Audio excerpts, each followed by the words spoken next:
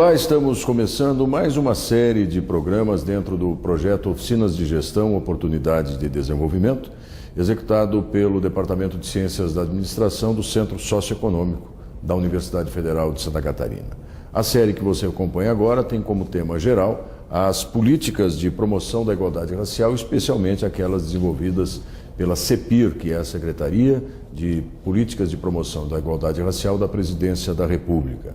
Para falar conosco hoje, nós temos aqui ao meu lado o João Cláudio Basso Pompeu e o Arthur Sinimbu Silva. Ambos são especialistas em políticas públicas e gestão governamental e atuam na Secretaria Executiva da CEPIR. João, Arthur, inicialmente obrigado pela disponibilidade. E a minha primeira questão diz respeito a qual é o papel desse especialista em políticas públicas e gestão governamental. Bom, nós somos uma carreira ligada ao Ministério do Planejamento e é uma carreira transversal, uma carreira que trabalha em vários ministérios.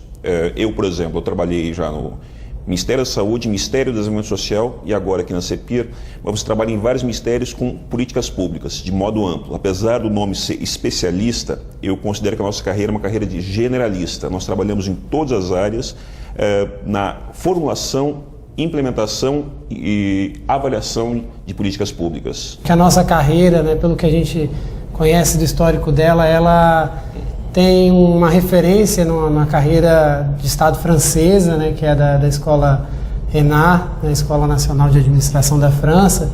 E, enfim, com algumas adaptações, a nossa carreira é o que é correspondente na França. Eu acredito que existem algumas diferenças. Por exemplo, o gestor da ENA, até onde eu sei, ele também pode atuar em nível local, e a nossa atuação ela se concentra quase que exclusivamente em nível do governo federal, em Brasília, e algumas pessoas no Rio de Janeiro. Eu acho que a gente tem essa, na verdade, não é só a nossa carreira, mas eu acredito que seja uma tendência no serviço público federal, ao menos, criar carreiras transversais. Então, hoje a gente já tem a carreira de especialista em políticas públicas e gestão governamental, a gente já tem a carreira de ATI, analista de tecnologia da informação, carreira de APO, analista de planejamento e orçamento, e recentemente criaram mais uma carreira que chama ATPS, analista técnico de políticas sociais. Então, acho que a gente é a primeira carreira dessa tendência que aí nas últimas décadas vem conquistando o serviço público federal. E eu acho que, como eu chamo, para alunos, é muito interessante a carreira. Eu sou muito fã da minha carreira. Você não tem rotina, quer dizer, você faz a sua rotina, você tem uma ampla possibilidade de atuação profissional em todo o governo federal e existem experiências até de gestores que vão para governos estaduais. Então, eu gosto de pensar que é uma carreira aberta ao talento.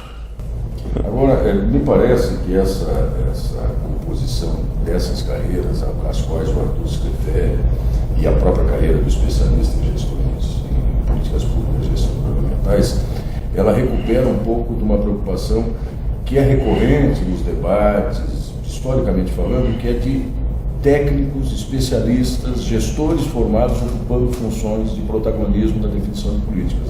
Porque o Brasil, e não só o Brasil, eu acho que boa parte das estruturas republicanas contemporâneas ainda cultivavam, em alguma medida, a ocupação de algumas funções e cargos por pessoas oriundas, não necessariamente de uma área de formação, e que tinham, às vezes, um compromisso mínimo com a estrutura que estava atuando, muito mais com quem as nomeava do que necessariamente quem as dirigia. É um pouco isso o papel de vocês também? É um papel técnico, especializado, de alguém que entende daquela área? Acho que é um papel técnico, mas eu não creio que seja um papel especializado. Na minha turma, eu acho que na turma do Arthur também, você tinha sociólogos, economistas, administradores, advogados. Nós temos uma formação geral, que é uma formação que nós nos especializamos em políticas públicas, mas o governo aproveita toda essa experiência minha turma tinha mais de 100 pessoas, e nós também temos uma liberdade de escolher onde nós vamos trabalhar, e trabalhar dentro de políticas públicas, com políticas públicas, com base na nossa experiência, com base no nosso background e com base no que o governo precisa, das necessidades do governo. Agora, só para acentuar um pouco a questão que eu trazia, mas de fato isso transforma boa parte dos espaços de atuação no serviço público num espaço ocupado por pessoas com formação e preparação para aquela área, não necessariamente alguns cargos em comissão, que são de livre nomeação, obviamente, isso é definido por lei, mas que às vezes transformava determinados espaços em espaços que não produziam, que não com certeza, com certeza. Eu acho que, vamos dizer, um desafio do serviço público, né, conseguir recrutar agentes que possam fazer esse diálogo entre a técnica e a política.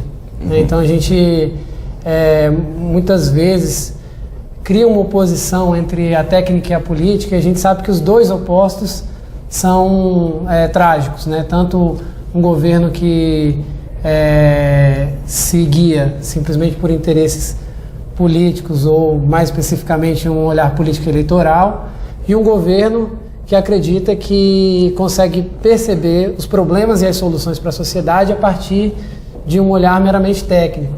Então o desafio hoje de um servidor que é recrutado por meio de um processo seletivo, como um concurso público, né, e eu destacaria especialmente essas carreiras, é conseguir estabelecer esse vínculo, né, entre o técnico e o político, saber se amparar nas leis, nos conhecimentos, e ao mesmo tempo refletir um projeto de governo que legitimamente foi eleito, seja ele qual for, né?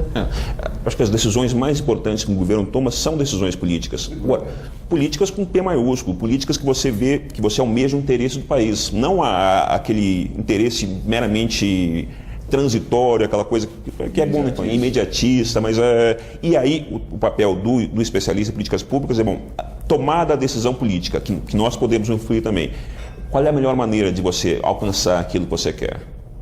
Mas eu concordo com o Arthur, quer dizer, não, é falsa essa dicotomia entre técnica e política. Né? Política faz parte de todos os domínios da vida. Né? Não, seguramente. A minha pergunta é quase uma provocação no sentido exatamente de dizer, olha, o Estado é um ente político, o governo é quem está à frente por determinado período e define políticas. Agora, vocês são especialistas numa condição talvez até recente em termos de maturidade do Estado brasileiro, que é a definição de políticas públicas e não ações de governo meramente. Vamos tentar estabelecer um pouquinho o que é uma política pública? Como é que a gente poderia tentar definir-lo, Arthur? Essa é uma boa pergunta. Eu começaria por dizer o que não é, ou como não se processa uma política pública. Né? A gente tem modelos analíticos, obviamente, ao longo da nossa carreira, ao longo dos nossos estudos, nós nos deparamos com essa ideia de que a política pública ela é construída a partir de um ciclo, né, onde, de alguma maneira, uma ideia, um problema entra na agenda governamental e, a partir disso, se formula, né, uma solução, se implementa e aí se avalia e se corrige, né, os rumos dessa política. Esse é um modelo analítico interessante para se compreender, né, na verdade, para se estudar política pública, mas não é para se compreender como efetivamente ocorre uma política pública, né? Eu diria que eu acho que enfim, tem também análises nesse sentido. Eu diria que a política pública ela é uma convergência, né, entre oportunidade política, né, solução técnica à disposição e um problema com visibilidade pública. A partir do momento que você consegue ter essas três questões em um determinado momento, inevitavelmente alguma ação governamental toma corpo, né? Então eu diria que eu teria uma certa dificuldade, apesar de trabalhar diariamente com isso, de definir política pública, né? Mas eu consigo dizer mais ou menos como é que ela surge.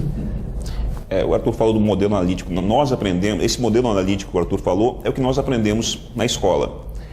Quando a gente vem para o mundo real, é um pouco que ele diz assim, existe um problema, existe uma vontade do governo em atuar nesse problema, quais são as técnicas, ou o que pode ser feito? A política pública é o que pode ser feito a partir do reconhecimento desse problema e da vontade de atuar nessa área. Agora, a política pública ela tem também um componente de uma certa perenidade, ou seja, de uma grande ação, pode ter sequência, continuidade, não necessariamente se esgotar no meio apenas de metas, etapas ou planos de ação mais específicos? Eu acho que depende da política. Investimento, construir uma infraestrutura do país, tem começo, meio e fim. Agora, política social, essa eu acho que não tem fim. Você sempre vai investir em educação, em saúde, na igualdade racial, na busca de acabar com a desigualdade. Isso aí não tem fim. Eu acredito que a política pública ela pode ser composta tanto do que na linguagem do PPA antigo, né, a gente chamava de atividades e projetos. Então tem um conjunto de ações governamentais que elas têm data certa para acabar, né? E ainda assim, vamos dizer, isso não retira delas o caráter republicano. Por exemplo, uma ação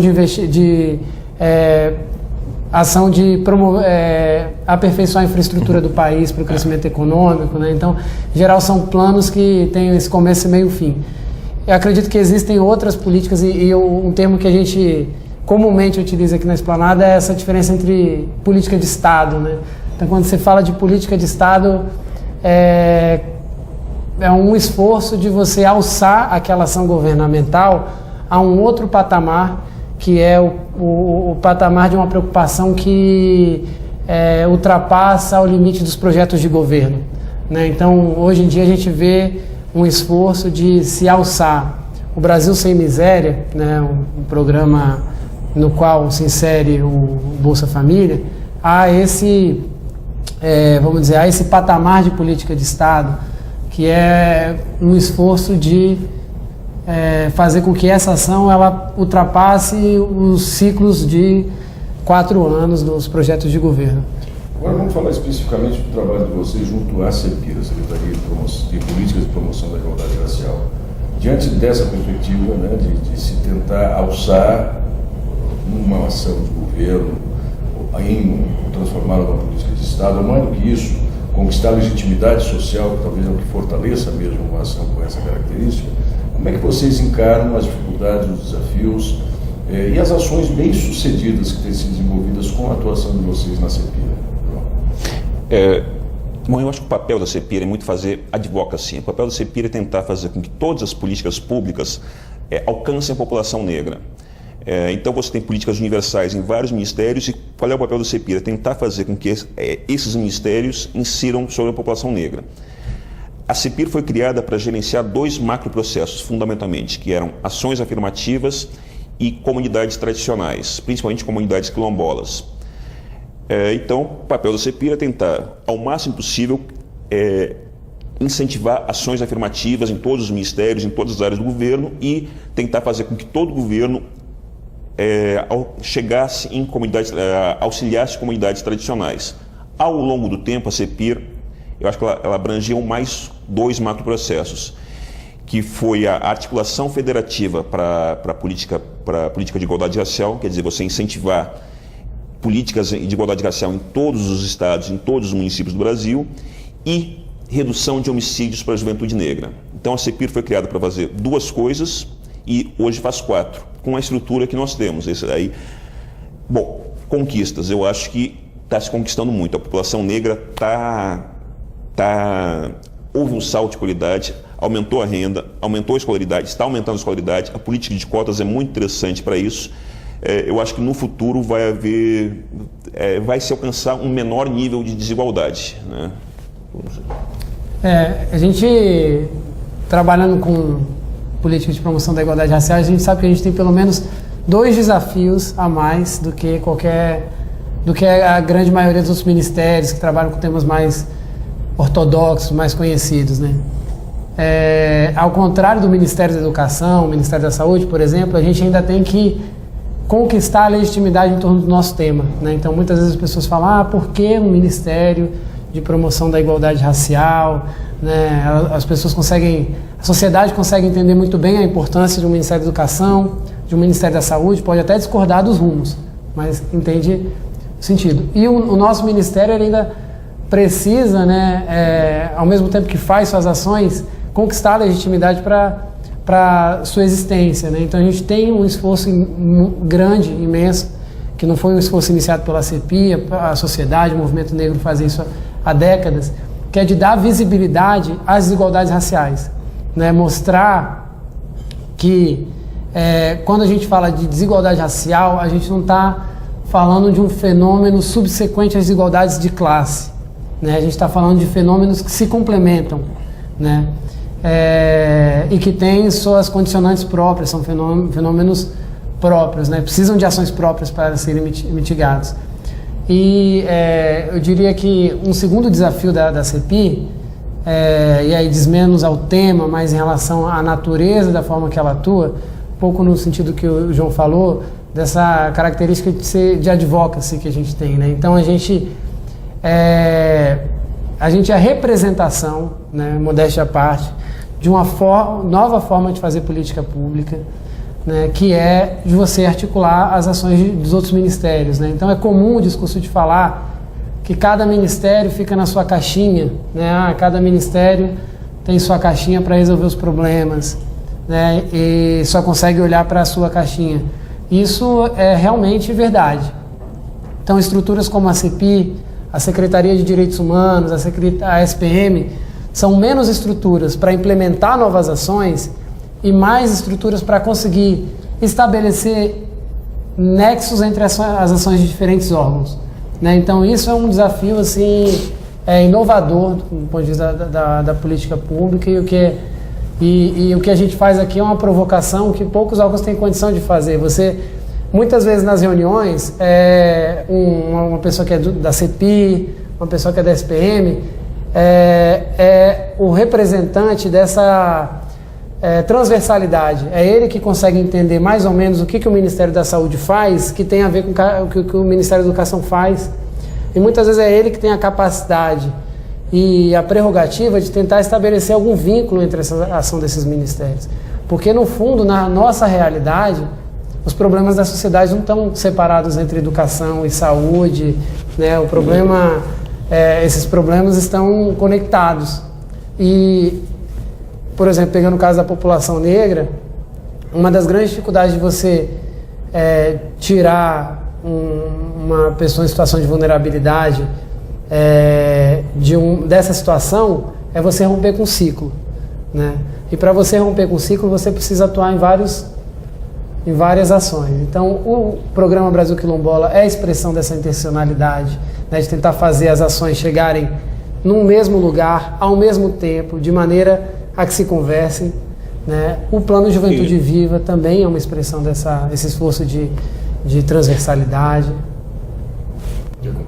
Não, e isso é um desafio. Quer dizer, como fazer com que várias políticas, com várias lógicas diferentes, com vários ministérios diferentes atuando, que muitas vezes não conversam um com o outro, cheguem na mesma população e melhorem a vida de 50% da população brasileira. Esse é o desafio da CEPI, né?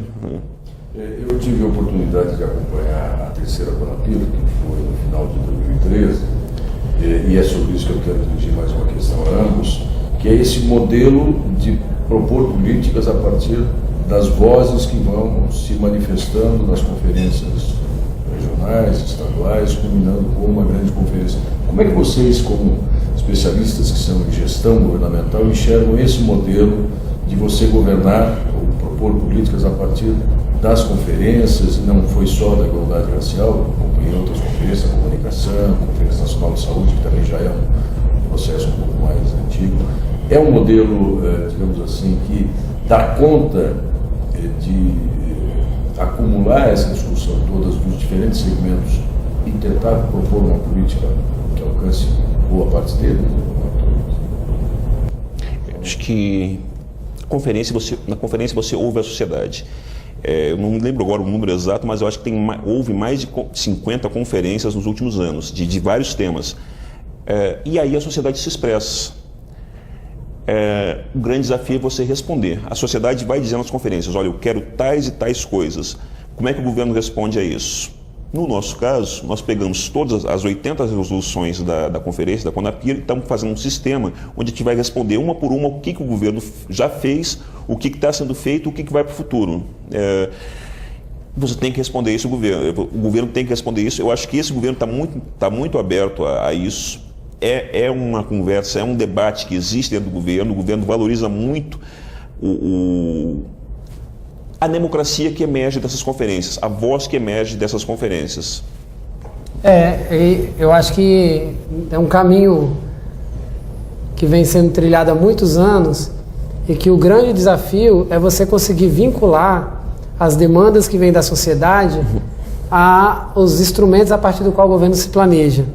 Então, nesse esforço que o João citou, a gente está tentando estabelecer um vínculo entre as demandas que vieram da terceira conferência com o que se propõe no plano plurianual, né? Porque quando você encara essas duas coisas como coisas separadas, você, na cabeça do gestor, você cria um problema para ele, porque ele precisa responder para o governo a respeito do que ele se propôs a fazer para o governo, e ele precisa responder para a sociedade a respeito do que a sociedade demandou para ele. Então essas coisas elas precisam estar conectadas. Essa gestão presidencial fez por meio do Ministério do Planejamento, e aí não é fazendo propaganda não, mas porque esse esforço inclusive precede essa gestão, não é uma coisa que começou a ser pensada nessa gestão, propôs uma nova metodologia para o plano plurianual. Acho que é importante dizer, não sei se os alunos sabem o que é o plano plurianual. Podemos tratar dele. Só explicando. Claro.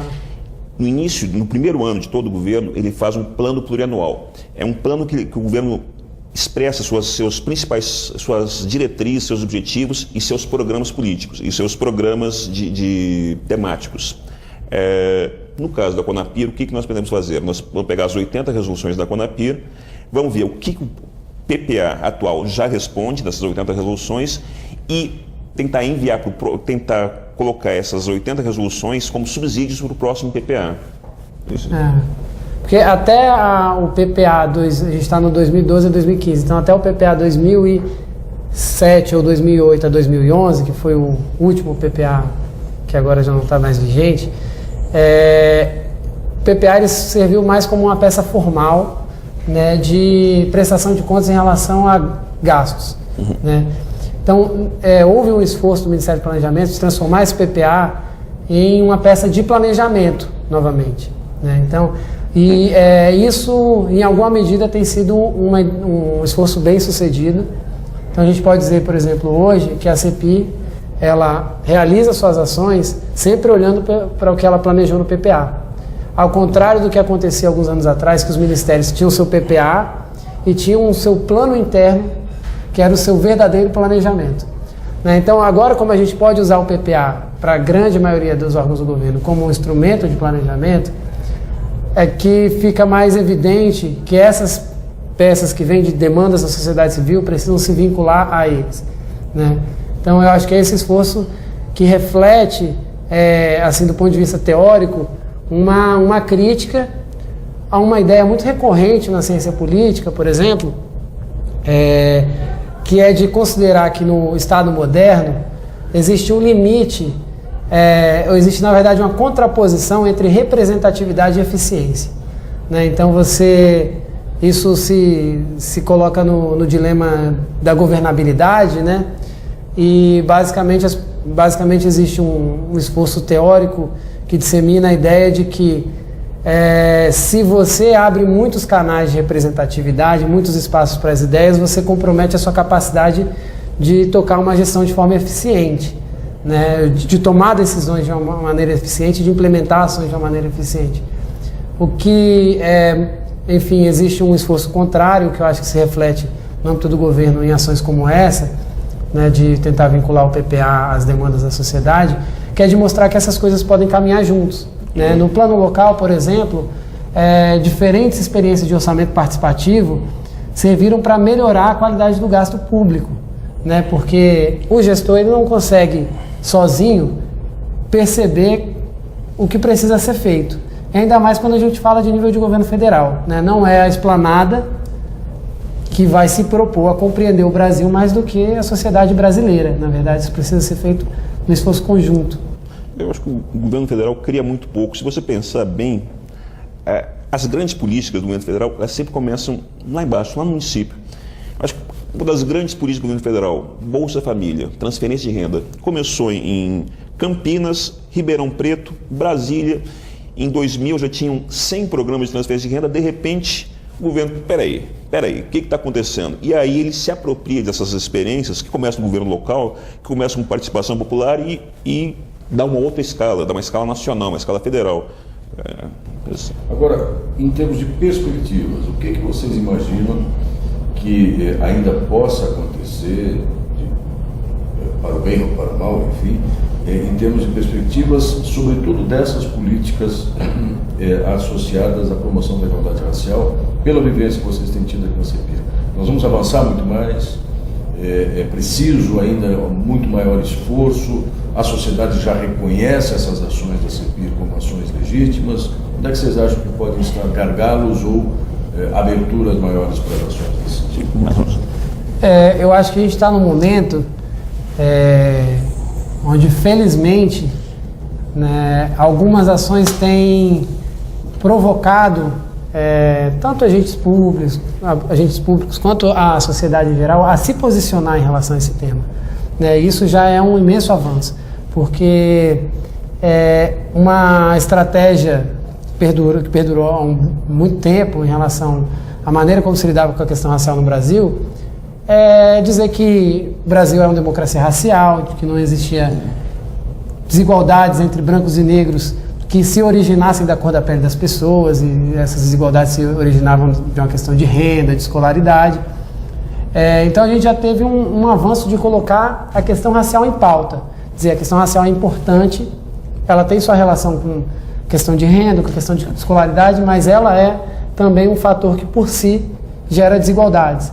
Né? E isso aconteceu em função, por exemplo, de ações que eu poderia citar pelo menos duas recentes ações polêmicas, que é a lei de cotas no ensino superior e a lei de cotas no serviço público, que levou as pessoas a terem que se posicionar sobre o tema. Eu sou contra, sou a favor, eu acho que o pardo não é negro, enfim, uma série de temas, mas não tem como as pessoas não conversarem mais sobre isso. Então esse é um primeiro avanço que eu acho que vale a pena citar. Eu ia falar das leis de cotas. Nós temos duas leis de cotas que eu acho que vão impactar muito no Brasil: a lei de cotas no ensino superior e a lei de cotas no serviço público. Acho que elas são apenas o começo. A nossa esperança é que elas sejam apenas o começo. No Brasil, nós não estamos acostumados e temos que nos acostumar a ver negros nos postos de comando. Quantas vezes numa reunião quantos negros você vê numa reunião importante no governo federal? Pouquíssimos. Quantos negros são generais do Exército Brasileiro? Quantos negros são juízes? Olha, o Joaquim Barbosa é o primeiro negro na Suprema Corte. Nós temos que nos acostumar com isso. A sociedade brasileira porque os negros são 50% da população brasileira. E agora, a partir do ingresso dos negros no serviço público federal, nas universidades, a nossa esperança é que isso comece a ser mais comum. Muito bem, nós estamos nos aproximando aqui do final dessa nossa conversa, mas como normalmente fazemos... Poderia só claro. complementar em relação à perspectiva, que eu acho que vale a pena citar o seguinte: essas ações, elas, por exemplo, como as leis de cotas, elas têm um impacto objetivo em relação à vida das pessoas negras, né? Elas aumentam a oportunidade das pessoas em relação a isso. E existe um desafio que ele está associado a isso, que é o do enfrentamento ao racismo. Então, essa possibilidade de perceber pessoas negras em espaços de poder, isso tem um impacto maior do que se imagina. Isso não tem um impacto só na vida da pessoa que, em função de uma lei de cotas, conseguiu ingressar no serviço público, conseguiu ingressar numa universidade. O processo seletivo também. Isso tem um impacto nas pessoas que percebem essas pessoas nesses espaços e começam a compreender que as pessoas negras também têm acesso e mérito e devem ter oportunidade de estar ali, né? Como no caso da lei de cotas das universidades, a gente vem percebendo que o rendimento dos estudantes cotistas é um rendimento equivalente ao rendimento dos estudantes não cotistas, né? E você desconstrói uma ideia arraigada na sociedade, por mais que muitas vezes implícita, de que a população negra carrega uma incompetência, né? Então, assim, isso é uma ideia totalmente equivocada e que as pessoas, das maneiras mais educadas e meticulosas, reproduzem, né? E sem ações de reparação, ações objetivas, essa perspectiva não se desfaz. Então você estabelece um vínculo entre ações de promoção da igualdade racial que tem um impacto no enfrentamento ao racismo, ou seja, na ideologia de que as pessoas negras são inferiores de alguma maneira, né? E que isso se esconde por trás de argumento de baixa escolarização, né? Obviamente a população negra, em função de uma série de fatores, hoje tem uma baixa escolarização, mas isso não quer dizer que ela tem uma menor aptidão a ocupar espaços de poder. No fundo é o seguinte, existe um discurso muito presente que o problema não é o racismo, o problema é falta de educação, falta de escolaridade nas crianças. Só que a falta de escolaridade você conserta em 20 anos. Quer dizer, no fundo, quando você fala isso, você diz, olha, eu não vou fazer nada agora eu vou investir em educação para daqui a 20 anos talvez ter algum resultado na queda da desigualdade racial. As pessoas precisam de coisas agora, precisam de medidas agora. As leis de cotas são muito interessantes agora, nesse momento. O impacto delas é nesse momento. Além da escolarização, que obviamente a gente trabalha fortemente na redução dessas desigualdades. Ontem mesmo a gente teve uma reunião com o presidente do INEP falando sobre a lei de cotas, e ele mencionou essa importância da gente monitorar não só o rendimento dos estudantes no Enem, né, no processo seletivo. A gente fazer um monitoramento do desempenho de estudantes brancos e negros pela Prova Brasil até o ensino fundamental. Obviamente que a gente quer reduzir essa desigualdade. Agora, um grande estímulo para o estudante negro acessar uma universidade, um concurso público, é perceber a existência de pessoas negras naquele espaço. Porque quando você vai, muitas vezes numa escola, e aí eu vou ampliar mais para além da população negra, mas você vai numa escola de periferia, as pessoas sequer fazem o vestibular. Né? Por quê? Porque elas não percebem nenhum semelhante a elas, seja um vizinho, seja uma pessoa da cor delas, naquele espaço. Então você percebe, é um fenômeno muito comum em famílias, uma pessoa entrar na universidade e em seguida os outros parentes começarem a entrar.